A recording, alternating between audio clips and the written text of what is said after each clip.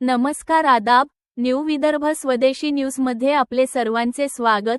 प्रतिनिधी मोहम्मद जुनेद यांची रिपोर्ट।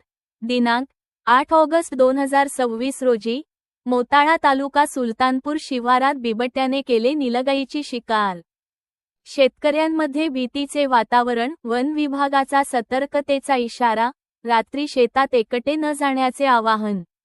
मोताळा तालुक्यातील कोथळी पूर्व बीट हद्दीतील सुलतानपूर शिवारात बिबट्याने नीलगाईची शिकार केल्याची घटना शनिवार उघडकीस आली। जावेद वकील यांच्या शेतातील विहिरीजवळील झुडपात नीलगाईचे लचके तोडलेले अवशेष आढळून आले। घटनास्थळी बिबट्याच्या पंजांचे ठसेही आढळल्याने परिसरात बिबट्याचा वावर असल्याचे प्रथमदर्शनी स्पष्ट झाले आहे। प्राथमिक माहितीनुसार 7 ऑगस्टच्या मध्यरात्रीच्या सुमारास बिबट्याने नीलगाईची शिकार केली असावी, असा अंदाज वन विभागाने व्यक्त केला आहे। नीलगाईच्या शरीराचा मागील भाग बिबट्याने फस्त केला असून विहिरीजवळ झटापटीच्या खुणाही आढळल्या आहेत।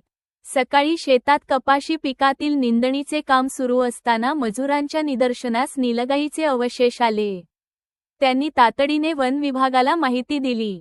शेतात वन विभागाचे वाहन पोहोचण्यास मार्ग नसल्याने नीलगाईचे अवशेष बैलगाडीच्या सहाय्याने शेताबाहेर काढण्यात आले। त्यानंतर मृत नीलगाईला वैद्यकीय तपासणीसाठी मोताळा येथे नेण्यात आले।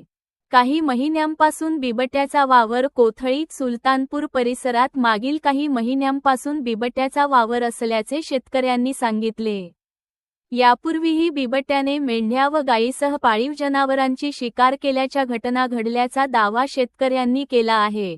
काही दिवसांपूर्वी कोथळी गावात अस्वलाचा वावर आढळून आल्याने नागरिकांमध्ये आधीच चिंता होती। आता बिबट्याच्या वावरामुळे भीतीत आणखी भर पडली आहे। सध्या खरीप हंगामातील कपाशी, मका, सोयाबीन आदी पिकांची कामे सुरू आहेत। दाट पिकांमध्ये बिबट्या दबा धरून बसण्याची शक्यता असल्याने शेतकरी व मजुरांनी विशेष काळजी घेण्याची गरज आहे। मोताळा प्रादेशिक वन विभागाचे राऊंड ऑफिसर PS साडोक यांनी शेतकऱ्यांना सतर्क राहण्याचे आवाहन केले असून रात्रीच्या वेळी शेतात एकटे न जाण्याचा सल्ला दिला आहे। वन विभागाकडून परिसराची पाहणी व निरीक्षण सुरू असून बिबट्याचा वावर कायम असल्याचे आढळल्यास परिस्थितीनुसार पुढील कार्यवाही करण्यात येणार आहे। गरज भासल्यास पिंजरा लावण्याची कारवाईही केली जाऊ शकते। घटनेची माहिती मिळताच वनरक्षक बालासाहेब घुगे, चालक वैभव फुंड, वन मजूर कैलास चव्हाण, प्रकाश चव्हाण, शेख अफसर यांच्यासह परिसरातील शेतकरी उपस्थित होते।